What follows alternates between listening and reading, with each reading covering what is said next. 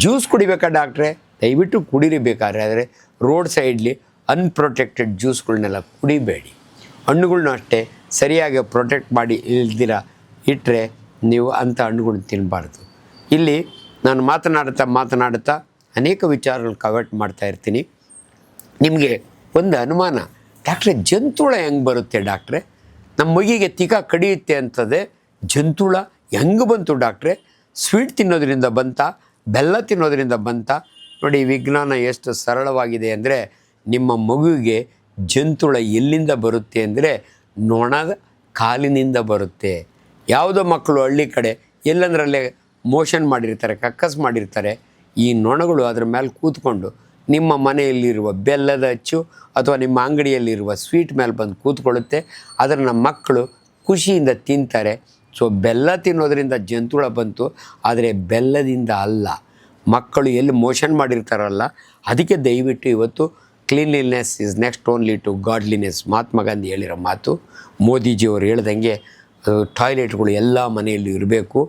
ನಿಮ್ಮ ಟಾಯ್ಲೆಟ್ನ ಮಕ್ಕಳು ಮೋಷನ್ ಮಾಡಿದರೆ, ಬೀದಿಯೊಳು ಮಾಡಲಿಲ್ಲ ಅಂದರೆ ನಿಮ್ಮ ಮಕ್ಕಳಿಗೆ ಜಂತುಳ ಕಿರಿಮೆ ಹುಳ ಬರಲ್ಲ. ಇದು ಸರಳ ವಿಜ್ಞಾನಗಳು, ಇವೆಲ್ಲವನ್ನು ತಿಳ್ಕೋಬೇಕು. ಸೊ ನೀರಿಗೆ ಬಂದಾಗೆ ನಾನು ಭಾಳ ಸ್ಪಷ್ಟವಾಗಿ ಹೇಳ್ತೀನಿ, ಎಷ್ಟು ನೀರು ಕುಡಿಬೇಕು ಡಾಕ್ಟ್ರೆ? ಊಟದ ಮಧ್ಯೆ ನೀರು ಕುಡಿಬೋದಾ?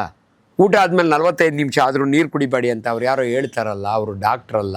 ದಯವಿಟ್ಟು ಅಂಥವ್ರ ಮಾತನ್ನು ಕೇಳಬೇಡಿ. ನೀವು ನೀರನ್ನು ಯಾವ ಬೇಕಾದ್ರೂ ಕುಡಿಬೋದು. ನೀರು ನೀವು ಕುಡಿದಾಗೆ ನಿಮ್ಮ ಜಠರ ಜೆ ಶೇಪ್ಡ್ ಸ್ಯಾಕ್, ಅದು it's a very powerful organ. ನೀರಿಗೆ ಒಂದು ರಸ್ತೆ ಇರುತ್ತೆ, ಅದನ್ನು ಮೆಜೆಂಟಾ ಟ್ರಸ್ಸೆ ಅಂತೀವಿ ನಾವು. ನೀವು ಅನ್ಕೋತೀರಿ ಊಟದ ಮಧ್ಯೆ ನೀರು ಕುಡಿದ್ರೆ ಆಸಿಡ್ ಎಲ್ಲ ಡೈಲ್ಯೂಟ್ ಆಗುತ್ತೆ, ಹಂಗೇನೂ ಆಗಲ್ಲ. ಬಟ್ ಒಂದು ಅಡ್ವಾಂಟೇಜ್ ಏನಂದರೆ, ನೀವು ತುಂಬ ದಪ್ಪ ಇರೋರು, ನೀವು ತಿನ್ನೋದನ್ನು ಕಡಿಮೆ ಮಾಡಬೇಕು ಅಂದರೆ ಒಂದು ಚೊಂಬು ನೀರು ಕುಡೀರಿ. ನಿಮ್ಮ ಹೊಟ್ಟೆ ತುಂಬಿದಂಗೆ ಆಗಿ ನಿಮಗೆ ತಿನ್ನೋದನ್ನು ಕಡಿಮೆ ಆಗುತ್ತೆ, ಆಟೋಮೆಟಿಕಲಿ ನಿಮ್ಮ ವೆಯ್ಟ್ ಕಡಿಮೆ ಆಗುತ್ತೆ. ನೀರಿಗೆ ಕ್ಯಾಲ್ರಿ ಇರಲ್ಲ, ಇದೊಂದು ಚೆನ್ನಾಗಿ ನೆನಪಿಡಿ. ತುಂಬ ಜನ ಸರಳವಾಗಿ ಹೇಳಬೇಕು ಅಂದರೆ, ತೂಕ ಕಡಿಮೆ ಮಾಡಬೇಕಲ್ಲ ಡಾಕ್ಟ್ರೆ, ನಾನು ಏನು ಮಾಡಲಿ ಅಂದಾಗ ಭಾಳ ಸರಳವಾಗಿ ಅಡ್ವೈಸ್ ಕೊಡ್ತೀನಿ ನಾನು. ನೋಡಿ, ಕ್ಯಾಲ್ರಿ ಒಳಗೆ ಹೋಗುತ್ತಲ್ಲ, ಅದನ್ನು ಕಡಿಮೆ ಮಾಡಿ. ಎಷ್ಟೋ ಸಾರಿ ಶಾಲಾ ಕಾಲೇಜುಗಳು ನಾನು ಟಾಕ್ ಕೊಡೋವಾಗೆ ತಮಾಷೆಗೆ ಅವ್ರಿಗೆ ಹೇಳ್ತೀನಿ, ಅಮ್ಮ ದಪ್ಪಗಿದೆಯಾ, ಆಂಟಿ ಮನೆಗೆ ಹೋದರೆ ಆಂಟಿ ಏನಾದರೂ ಐಸ್ ಕ್ರೀಮು ಸ್ವೀಟ್ಸ್ ಏನಾರ ತೊಗೊಂಬಂದರೆ ತಟ್ಟೆ ಒಳಗೆ ಸಿಂಪಲ್ ಎಕ್ಸರ್ಸೈಸು, ಹಿಂಗೆ ಹಿಂಗೆ ಹಿಂಗೆ ಅಂದರೆ ಬೇಡ ಅನ್ನು. ಅದೇ ಇನ್ನೊಂದು ಆಂಟಿ ಮನೆಯೊಳಗೆ ಚೇಪೆ ಹಣ್ಣು, ಸೌತೆಕಾಯಿ, ಮೂಲಂಗಿ, ಸಲಾಡ್ಸು, ಕೋಸುಬರಿ ತಂದರೆ ಹಿಂಗೆ ಹಿಂಗೆ ಅನ್ನು ಅಂದರೆ ಅದನ್ನು ಜಾಸ್ತಿ ತಿನ್ನು, ಇದನ್ನು ಅವಾಯ್ಡ್ ಮಾಡು. ಸೊ ಜನಗಳಿಗೆ ಅರ್ಥ ಆಗಬೇಕಾದ್ರೆ ಭಾಳ ಸಿಂಪಲ್ ಇವೆಲ್ಲ. ಸೊ ದಯವಿಟ್ಟು number 1 enemy of anybody is overweight. ನಾವು ಭಾಳ ಸಾರಿ ಹೇಳ್ತೀವಿ, ದಯವಿಟ್ಟು ತೂಕ ಕಡಿಮೆ ಮಾಡ್ಕೊಳ್ಳಿ. ತೂಕ ಕಡಿಮೆ ಮಾಡಲಿಕ್ಕೆ ಯಾವ ಫಾರ್ಮುಲಾನೂ ಇಲ್ಲ, ವೆರಿ ಸಿಂಪಲ್ ಫಾರ್ಮುಲಾ, ವಾಕಿಂಗ್. ನಾನು ಅವೆಲ್ಲ ಹೇಳಿದೆ, ಈ ಒಳಕ್ಕೆ ಹೋಗೋದನ್ನು ಕಡಿಮೆ ಮಾಡಿ. ಒಳಗೆ ಹೊರಟೋಯ್ತು ಅದನ್ನು ಖರ್ಚು ಮಾಡಿ. ಖರ್ಚು ಮಾಡೋದು ಅಂದರೆ ಎಕ್ಸರ್ಸೈಸ್. ಇಲ್ಲ ಡಾಕ್ಟ್ರೆ, ನಾವು ಮನೆಯೊಳಗೆ ಬೆಳಗಿನ ಸಾಯಂಕಾಲದವ್ರು ನನ್ನ ಹೆಂಡತಿ ಕೆಲಸ ಮಾಡ್ತಾರೆ, ಮಾಡಿಕೊಳ್ಳಿ, ಅದನ್ನು ಎಕ್ಸರ್ಸೈಸ್ ಅಂತ ನಾವು ತೊಗೊಳ್ಳಲ್ಲ. ಮತ್ತು ಎಕ್ಸರ್ಸೈಸ್ ಏನು ಅಂದರೆ ಏನು ಡಾಕ್ಟ್ರೆ? ಒಂದು ದಿನದಲ್ಲಿ ಯಾವುದಾದ್ರೂ ಒಂದು ಸಮಯ, ಬೆಳಗ್ಗೆ ಅಥವಾ ಸಾಯಂಕಾಲ 45 ನಿಮಿಷ ಆದರೂ ಕೂಡ, ವಾರದಲ್ಲಿ 5 ದಿನ ಆದರೂ ಕೂಡ ವಾಕಿಂಗ್ ಮಾಡಬೇಕು. ಹೆಂಗೆ ವಾಕಿಂಗ್ ಮಾಡಬೇಕು ಡಾಕ್ಟ್ರೆ? ನಾವು ದೇವಸ್ಥಾನಕ್ಕೆ ಹೋಗ್ಬರ್ತೀವಿ, ಮಾತಾಡ್ಕೊಂಡು ಹೋಗ್ಬರ್ತೀವಿ, ಅದಲ್ಲ. ನೀವು ನಡೆಯಬೇಕಾದ್ರೆ ಒಂದು ಫಾರ್ಮುಲಾನೇ ಇದೆ. ನಿಮ್ಮ ಹಾರ್ಟ್ ರೇಟ್ ಜಾಸ್ತಿ ಆದರೆ ನಿಮ್ಮ ಕ್ಯಾಲ್ರಿ ಖರ್ಚಾಗುತ್ತೆ. ಹೆಂಗೆ ಗೊತ್ತಾಗುತ್ತೆ ಡಾಕ್ಟ್ರೆ? ಅದಕ್ಕೊಂದು ಫಾರ್ಮುಲಾ ಇದೆ, 220 ಮೈನಸ್ ಯುವರ್ ಏಜ್.